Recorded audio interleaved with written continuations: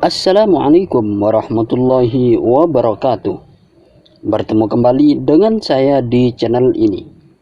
Pada kesempatan kali ini, saya akan menjelaskan dan akan bercerita tentang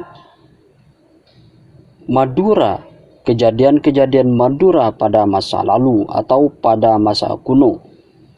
Dulu, ada seorang ulama karismatik di Madura. Beliau bernama Syekhana Khalil, disebut atau dijuluki sebagai Syekhana Khalil Bangkalan. Beliau wafat pada tahun 1925.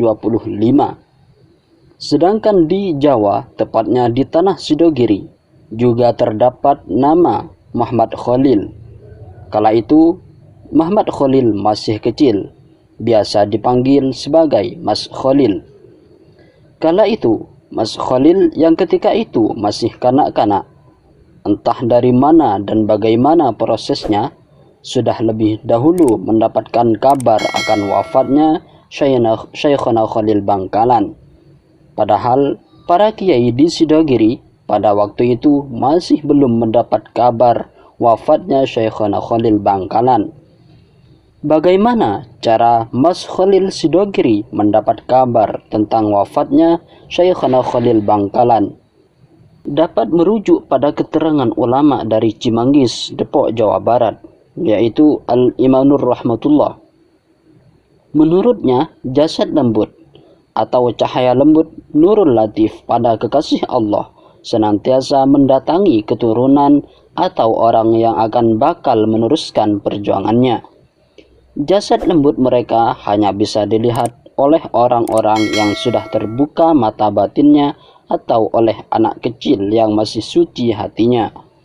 Mereka mendatangi keturunannya untuk membimbing, mendoakan, ataupun menyertainya.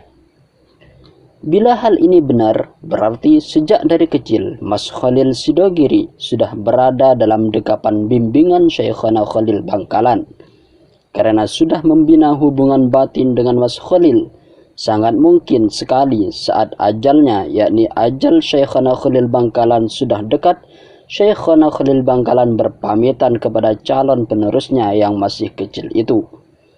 Maka setelah mendapat kabar akan kematian Syekhana Khalil Bangkalan, Mas Khalil yang kala itu diperkirakan baru berusia 6 tahun, berteriak dengan sangat kerasnya, "Madura kiamat, Madura kiamat, Madura kiamat." Begitulah kata Mas Khalil kecil.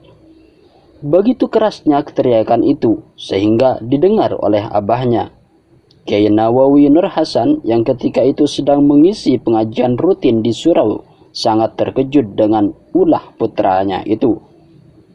"Ada apa, Lil?" kata abahnya. "Madura kiamat, bah," jawabannya. Pada mulanya, Kiai Nawawi Nur Hasan tidak terlalu memperdulikan ucapan putranya itu. Apalagi anak-anak seusia Mas Khalil memang suka berteriak-teriak. Tapi karena pesan dalam teriakan Mas Khalil itu tidak biasa, orang tuanya penasaran juga. Namun rasa penasarannya itu hanya dipendam dalam hati. Beliau tidak ingin memberikan penafsiran tanpa ada isyarat, fakta, ataupun bukti-bukti yang kuat. Terlebih lagi pada waktu itu masih belum tersiar kabar apapun yang luar biasa dari Madura.